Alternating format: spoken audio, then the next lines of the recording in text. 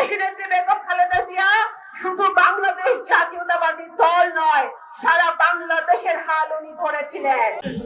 যখনই বাংলাদেশের মাটিতে গণতন্ত্র ব্যাহত হয়েছে, যখনই বাংলাদেশের মাটিতে ভোটাধিকার হরণ করা হয়েছে, যখনই বাংলাদেশের মাটিতে ফ্যাসিবাদের উত্থান হয়েছে, তখনই দেশনেত্রী বেগম খালেদা জিয়া একজন আলোক বর্তিকা হয়ে বাংলাদেশের মানুষের জন্য লড়াই করেছে, সংগ্রাম করেছেন।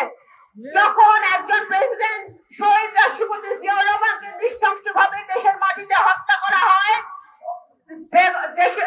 শহীদ রাষ্ট্রপতি জিয়াউর রহমানের হত্যার পরে দেশনেত্রী বেগম খালেদা জিয়া শুধু বাংলাদেশ জাতীয়তাবাদী দল নয়, সারা বাংলাদেশের হাল উনি ধরেছিলেন এবং স্বৈরাচার বিরোধী আন্দোলনে একজন আপসহীন নেত্রী হিসেবে উনি সারা বাংলাদেশে প্রত্যেকটি মানুষের হৃদয়ের মণিকোঠে উনি জায়গা করে নিয়েছিলেন।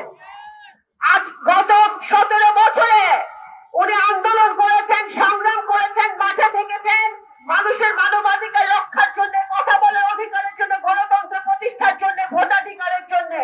এবং সেই কারণে ওনাকে একটি মিথ্যা প্রতিহিংসামূলক মামলায় 6 বছর ধরে জেল খাটতে হয়েছে, যেই কারণে আজকে ওনার শারীরিক অবস্থার আরো বেশি অবনতি হয়েছে। কিছুক্ষণ আগে ডক্টর জাহিদ ওনার ব্যক্তিগত চিকিৎসক এবং আমাদের স্থায়ী কমিটির সদস্য আপনারা দেখেছেন, বক্তব্য রেখেছেন যে এখন পর্যন্ত ওনার বিদেশে যাওয়ার মতো শারীরিক অবস্থা হয় নাই। ওনার এয়ার অ্যাম্বুলেন্স অপেক্ষা করছে, সবকিছু রেডি আছে, কিন্তু ওনার শারীরিক অবস্থা যদি স্থিতিশীল না হয় উনি বিদেশে উন্নত চিকিৎসার জন্য যেতে পারছেন না এখন পর্যন্ত। সুতরাং আজকে ওনার সন্তান হিসেবে ওনার, আমি মনে করি জনাব তারেক রহমান, জনাব আরাফাত রহমান কোকো শুধু ওনার সন্তান নয়, এই বাংলাদেশের 17 কোটি মানুষ ওনার সন্তান, আমরা সকলে ওনার সন্তান।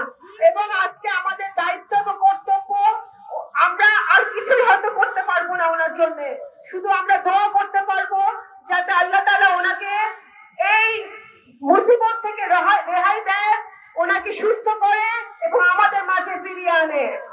আজকে উনি জাতির অভিভাবক হিসেবে আমি এই কারণে দেশ মাতাকে আখ্যায়িত করলাম, কারণ আজকে আমরা দেখতে পাচ্ছি সারা পৃথিবীর মানুষ এবং বাংলাদেশে দল মত নির্বিশেষে, ধর্ম বর্ণ নির্বিশেষে সকলের ঘরে ঘরে ওনার জন্য দোয়া করা হচ্ছে।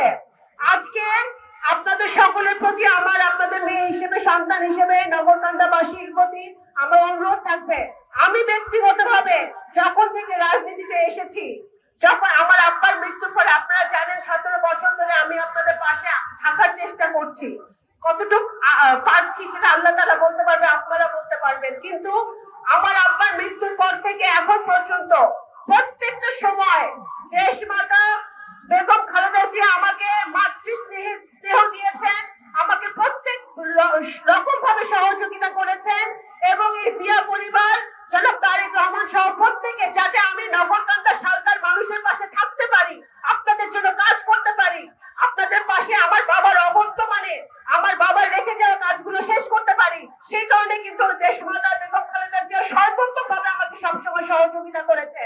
আমি একজন মানুষ হিসেবে, নগরকান্দা শালকার মেয়ে হিসেবে, এই দেশের নাগরিক হিসেবে, বিএনপির একজন কর্মী হিসেবে আমি কখনো এই ঋণ আমি শোধ করতে পারবো না। সুতরাং আমি ব্যক্তিগত ভাবে আমি অত্যন্ত ব্যথিত।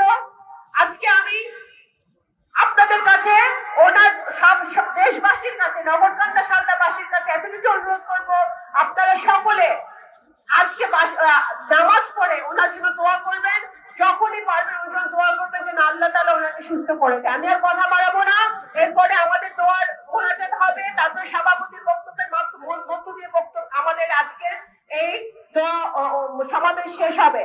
আবারও আপনাদেরকে ধন্যবাদ জানাই। আগামী নির্বাচনে নগরকান্দা শালকার আপামর জনতা, দল মত ধর্ম বর্ণ নির্বিশেষে, নারী পুরুষ নির্বিশেষে আমরা ঐক্যবদ্ধভাবে জিয়া